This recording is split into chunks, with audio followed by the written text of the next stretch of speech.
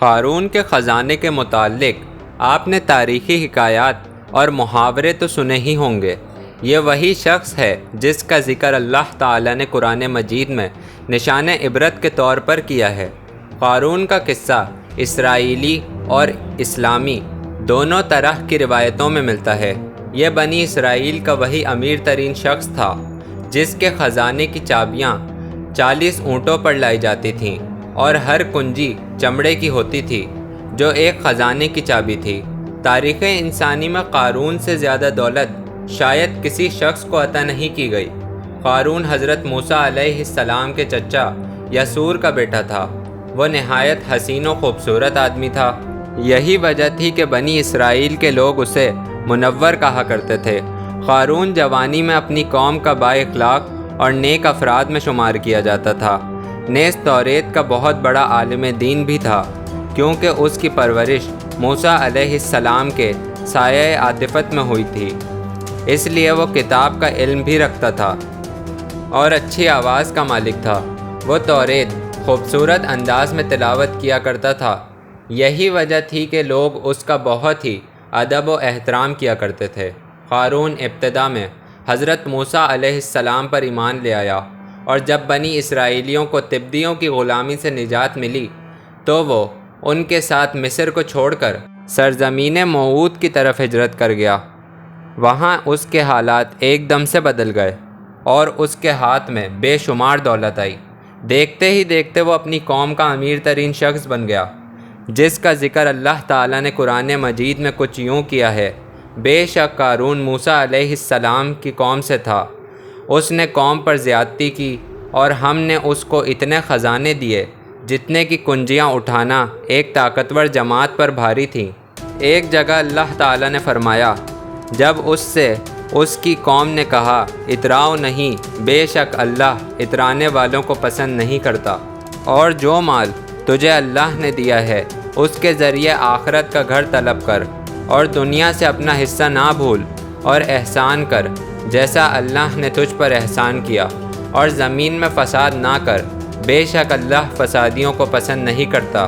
جب زکوٰۃ کا حکم نازل ہوا اور حضرت موسیٰ علیہ السلام نے اس سے عہد کیا تو اس نے یہ وعدہ کیا تھا کہ اپنے مال کا 1000واں حصہ وہ زکوٰۃ نکالے گا۔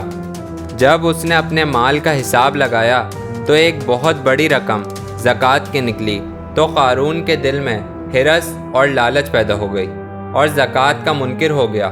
اس نے ایک گندی چال چلی۔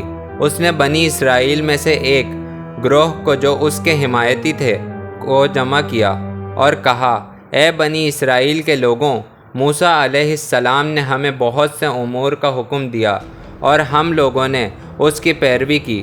اب وہ تم سے تمہارا مال بھی لینا چاہتا ہے۔ فلاں فاحشہ عورت کو لے کر آؤ تاکہ اسے کچھ پیسے دے کر موسیٰ علیہ السلام کو بدکار ثابت کیا جا سکے۔ قارون نے اپنی قوم کے لوگوں کو جمع کیا اور حضرت موسیٰ علیہ السلام سے پوچھا کہ زنا کی کیا سزا ہے؟ حضرت موسیٰ علیہ السلام نے کہا، جو بھی زنا کرے حالانکہ اس کی بیوی بھی ہو تو اسے سنگسار کیا جائے یہاں تک کہ وہ مر جائے۔ قارون نے حضرت موسیٰ علیہ السلام سے کہا، حتیٰ کہ اگر یہ کام آپ نے ہی انجام دیا ہو تو بھی؟ موسیٰ علیہ السلام نے کہا، ہاں، حتیٰ کہ اگر یہ کام میں بھی انجام دوں تو یہی حکم ہے۔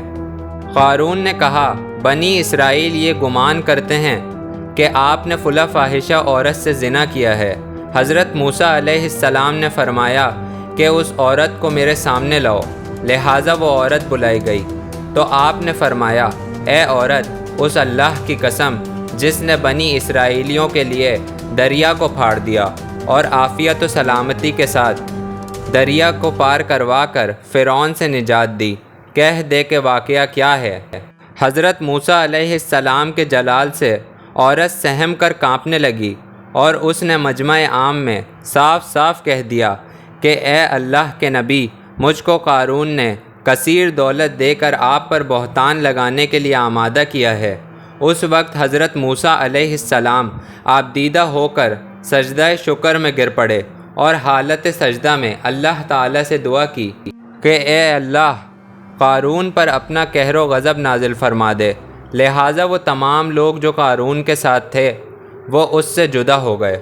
موسیٰ علیہ السلام نے اللہ کے اذن سے زمین کو حکم دیا تو زمین پھٹ پڑی اور قارون اور اس کے پیروکار اس زمین میں دھنسنے لگے، اور دیکھتے ہی دیکھتے قارون، اس کا مکان اور خزانہ سب زمین میں دھنس گیا۔ جب یہ زمین میں نابود ہو گئے تو زمین کا وہ گڑھا دوبارہ بند ہو گیا۔